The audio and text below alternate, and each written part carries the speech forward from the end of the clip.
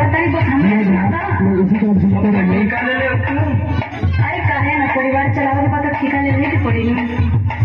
सुना सुनावा